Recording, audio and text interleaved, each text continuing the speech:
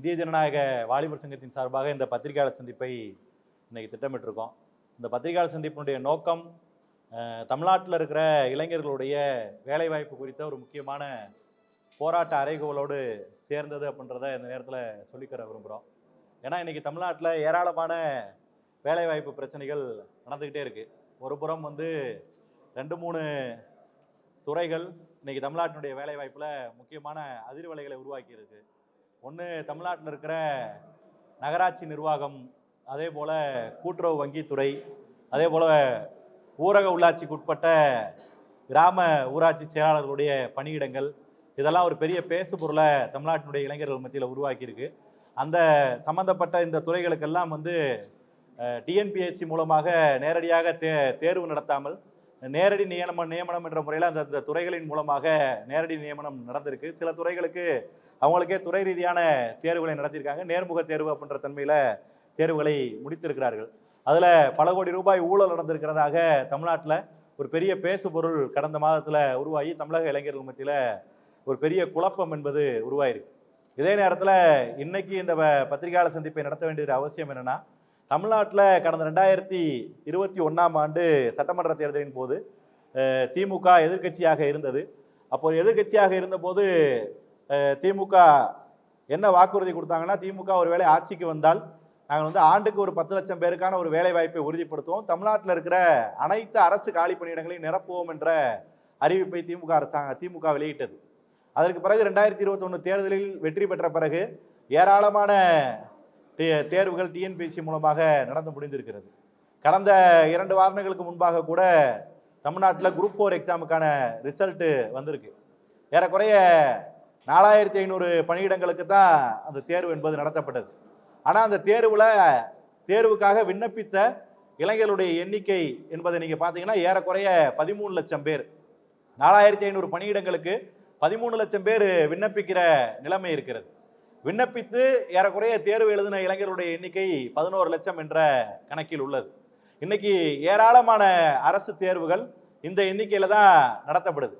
ஆயிரக்கணக்கான இடங்களுக்கு நடத்தப்படுகிற தேர்வுகளுக்கு அதைவிட 100 மடங்கு அதிகமாக லட்சக்கணக்கான இளைஞர்கள் விண்ணப்பிக்கிற நிலைமை தமிழ்நாட்டில் தொடர்கதையாயிருக்கு. ஒட்டுமொத்தமாகவே தமிழக அரசாங்கம் நடத்துகிற தேர்வுகளாக இருந்தாலும் சரி, அல்லது ஒன்றிய அரசினுடைய தேர்வுகளாக இருந்தாலும் சரி, லட்சக்கணக்கான மாணவர்களும் இளைஞர்களும் வேலை வாய்ப்புக்காக அதில் விண்ணப்பிக்கிற நிலைமை இருக்கிறது. ஒரு பெரும்பகுதியான இளைஞர்களுக்கு அதில் வேலை கிடைப்பதில்லை. ஆனால் ஒரு பெரிய அரசு வேலைக்கான போட்டி தமிழகத்தில் இருக்கு. இந்த போட்டியை ஒட்டி தமிழ்நாட்டில் ஒரு பெரிய வியாபாரம் நடந்துகிட்டு இருக்கு. வணிகமயமாக இந்த வேலைவாய்ப்பு சந்தை வந்து இந்த காலத்தில் உருவாயிருக்கு.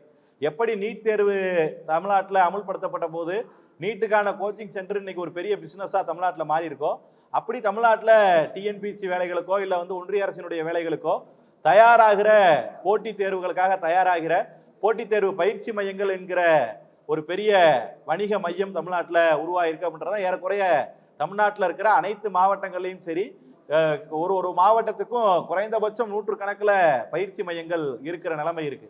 எல்லா பயிற்சி மையங்கள்லையும் ஆயிரக்கணக்கான மாணவர்கள் படிச்சுக்கிட்டு இருக்காங்க.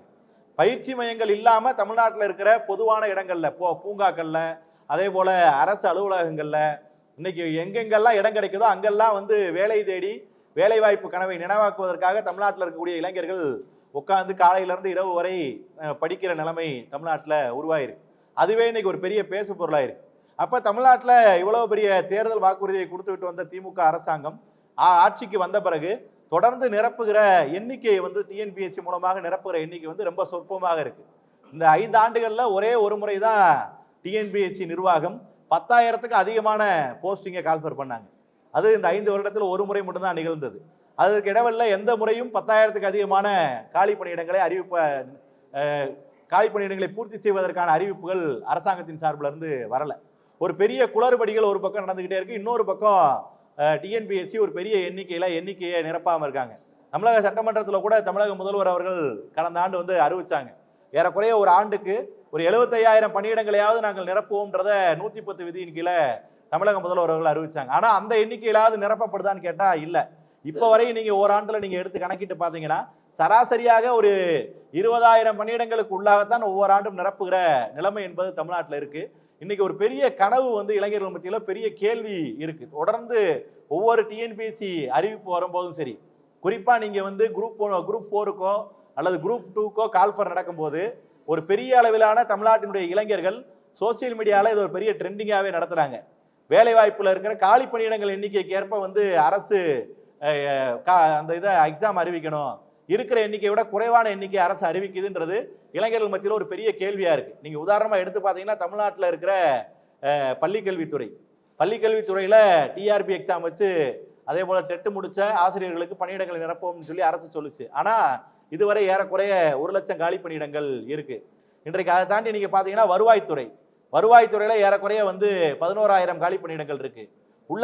ஊரக உள்ளாட்சி துறையில் ஏறக்குறைய 6,500 காலி பணியிடங்கள் இருக்குது. கூட்டுறவுத்துறையில் 4,000 காலி பணியிடங்கள் இருக்குது. இப்படி எல்லா துறை வாரியாகவும் கிட்டத்தட்ட ஒவ்வொரு துறையும் இருக்கிறது என்று சொன்னால் அந்த துறையில் இருக்கிற 100% பணியிடங்களில் 30% பணியிடங்கள் காலியாக இருப்பதாக அரசினுடைய புள்ளி விவரங்கள் தெரிவிக்குது. இப்போ நாங்கள் டிஒய்எஃப் என்ன கேள்வி கேட்க விரும்புகிறோம்னா, 30% பணியிடங்கள் இன்னைக்கு அரசு நிர்வாகத்தில் காலியாக இருக்குது அப்படின்றத நாங்கள் மட்டும் சொல்றது இல்லை, அரசின் புள்ளி விவரங்கள் சொல்வதை நாங்களும் சொல்கிறோம். அதே போல பல அமைப்புகள் சொல்றாங்க. இன்னைக்கு வந்து வேலைகளுக்காக போராடுகிற, வேலை குறித்த பல்வேறு விஷயங்களுக்காக போராடுகிற ஜாக்டோஜியா உள்ளிட்ட அமைப்புகள்லாம் அது சொல்றாங்க. பல அரசியல் கட்சிகள் அதை வந்து அறிக்கைகளாக வெளியிட்டிருக்காங்க. ஒரு அரசு நிர்வாகத்தில் 30% காலி பணியிடங்கள் இருக்குதுன்னு சொன்னா அந்த அரசு நிர்வாகம் எப்படி ஒரு நேர்மையான சரியான நிர்வாகமாக நடக்கும் என்கிற ஒரு பெரிய கேள்வி இருக்கு. ஒரு அரசு நிர்வாகத்தை நடத்த வேண்டும் என்று சொன்னால் ஒரு 100% பணியிடங்களை உறுதிப்படுத்த வேண்டியது இந்த காலகட்டத்தினுடைய அவசியம். ஒன்று.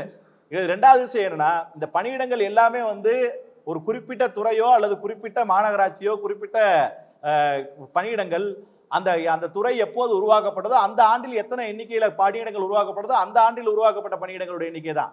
அதுக்கு பிறகு உருவாகியிருக்கிற மக்கள் தொகைக்கு ஏற்ப அந்த பணியிடங்கள் வந்து அதிகரிக்கப்படவும் இல்லை.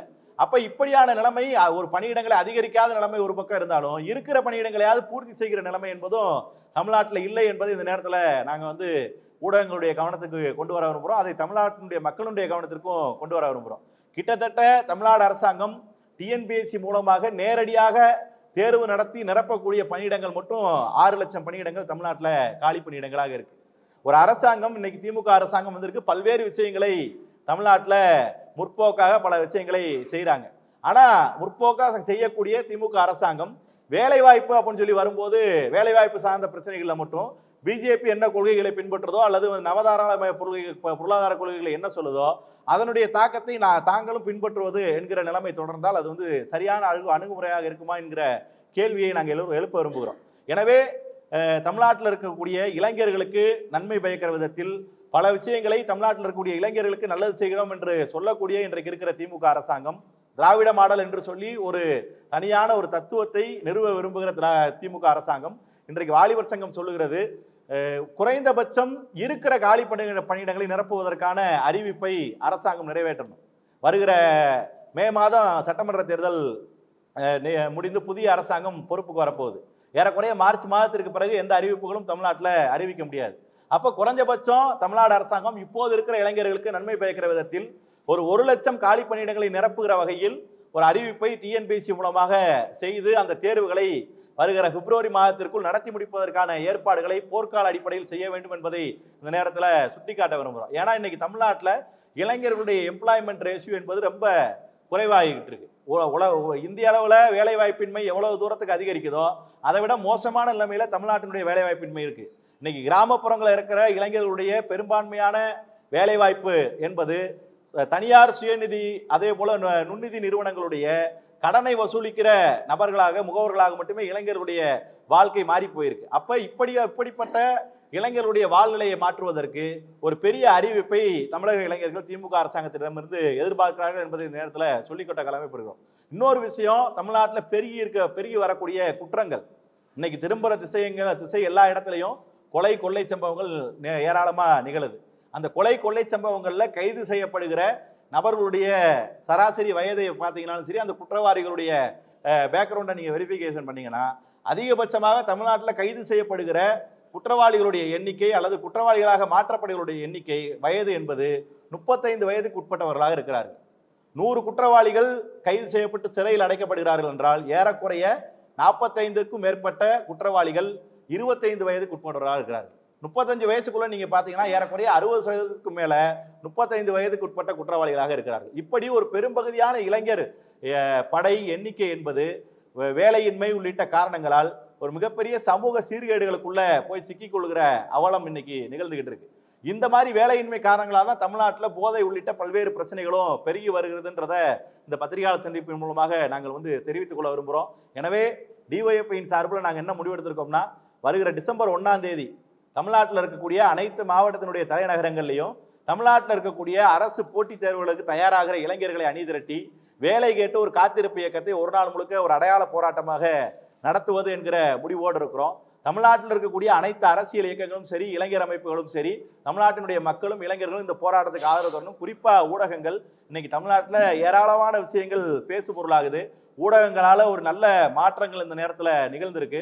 எனவே தமிழ்நாட்டில் இருக்கக்கூடிய ஒவ்வொரு பத்திரிகையாளர் சந்திப்பையும் ஊடக நண்பர்கள் வேலைவாய்ப்பு குறித்த விஷயங்களை, டிஎன்பிசி நிரப்புவது குறித்த விஷயங்களையும் எல்லா தலைவர்கள்ட்டையும் கேட்டு இந்த வேலைவாய்ப்பு பிரச்சனையை மைய பிரச்சனையாக தமிழ்நாட்டில் எழுப்ப வேண்டும் என்பதை இந்த நேரத்தில் நாங்கள் பத்திரிகையாளர்களுக்கும் வேண்டுகோளாக வைக்க விரும்புகிறோம். அதே நேரத்தில் தமிழ்நாட்டில் இருக்கக்கூடிய அனைத்து அரசியல் கட்சிகளும், பழைய அரசியல் கட்சிகளாக இருந்தாலும் சரி, பெருமை பேசக்கூடிய அரசியல் கட்சிகளாக இருந்தாலும் சரி, புதிதாக துவங்கி இருக்கக்கூடிய அரசியல் கட்சிகளாக இருந்தாலும் சரி, இளைஞர்களுக்கு வேலைவாய்ப்பை உருவாக்குவதற்கான ஒரு திட்டவட்டமான ஏற்பாட்டை இந்த வருகிற தேர்தலை ஒட்டி அவர்கள் தெரிவிக்க வேண்டும் என்பதை வலியுறுத்துகிற விதமாக இந்த போராட்டத்தை நாங்கள் நடத்த இருக்கிறோம். இந்த போராட்டத்திற்கு எல்லா அரசியல் கட்சிகளுடைய ஆதரவோடும் நாங்கள் இந்த போராட்ட களத்தை சந்திக்க இருக்கிறோம் என்பதான். அதை ஒட்டி தமிழ்நாட்டில் இருக்கக்கூடிய வேலைவாய்ப்பு குறித்து அரசு பெரிய ஆவணங்களை வெளியிடுவதில்லை. அப்பப்போ புள்ளி விவரங்கள் வரதோடு சரி.